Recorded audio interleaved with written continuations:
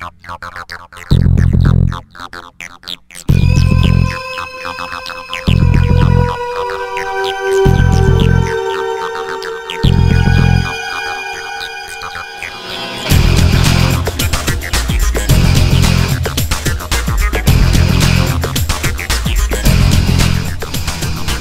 there traders, welcome back for episode 77 from the StockBandit.tv. It's always great to see you here, and I want to thank you for stopping by. Now before we get going here, I just want to remind you to be sure and subscribe to the RSS feed or to the free newsletter email list so that you always know when new episodes are being posted here. Alright, now in this episode, what I want to talk to you about is the importance of maintaining great watch lists. You know, back in episode 28, I touched on one aspect of this, but I really didn't explain the importance of regular maintenance when it comes to your watch list. And for me, I'm a guy who likes to look through several hundred charts every night. And so in order to avoid just starting completely fresh every night and sort of whittle down that list of stocks a little bit and cut some of my workload and be a little bit more efficient, it comes down to maintaining really good watch lists. You know, if it's your car that we're talking about, you're going to do what you can to keep it running. And regular maintenance like oil changes are never exactly fun. It costs you time and money to do that, but it's a responsibility that you have, and it's one that really obviously pays for itself many times over throughout the lifetime of that vehicle. So you do it, right?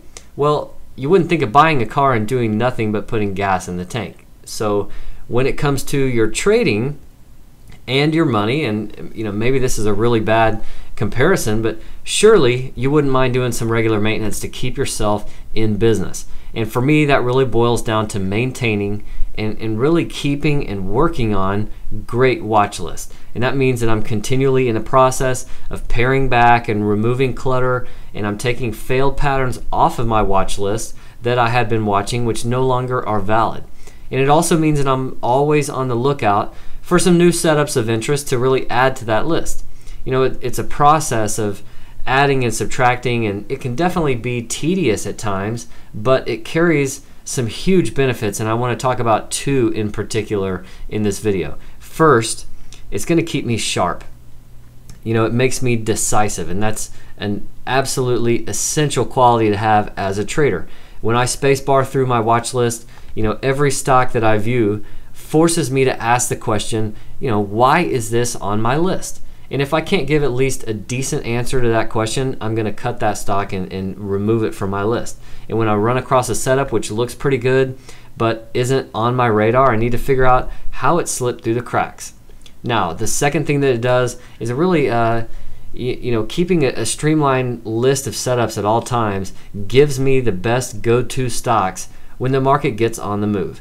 And when I have a list of bullish patterns just waiting in the wings and the market happens to catch a bid and start moving higher, I know exactly where I need to start looking. And when a sell-off kicks in and I want to be short, I know exactly which stocks are primed for moves in that direction and look like they're headed to the downside. And it does not mean that I'm always going to be right, because I'm certainly not, but it prevents that panic that many traders have when they sense they're being left behind and they don't know where to turn to get involved in the move. And I've felt that panic so many times when I just wasn't quite prepared enough for the day.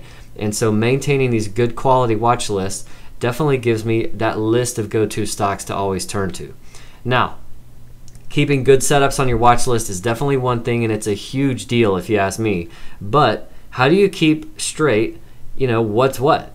Well, what I do personally is I maintain separate watch lists for bullish stocks and for bearish stocks, and for stocks which I think are about to pick a direction and seem to have some volatility but haven't yet, you know, quite defined themselves. So in the next episode, in episode number 78, what I'm going to do is I'm going to come back and I'm going to show you step by step exactly how to structure your watch list the way that I do. And I'm convinced that it's the most helpful step when it comes to staying organized as a trader.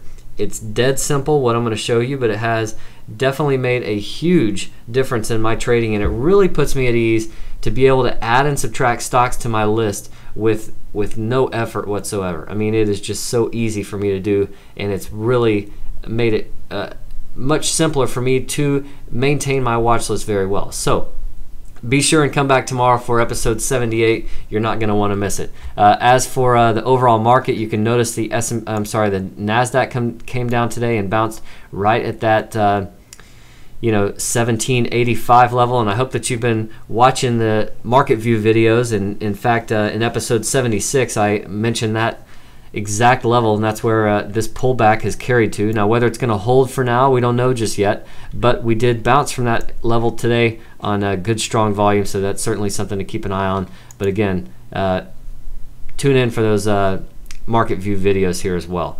So thanks again for joining me. I will be back soon with more videos for you here, but in the meantime, trade like a vandal.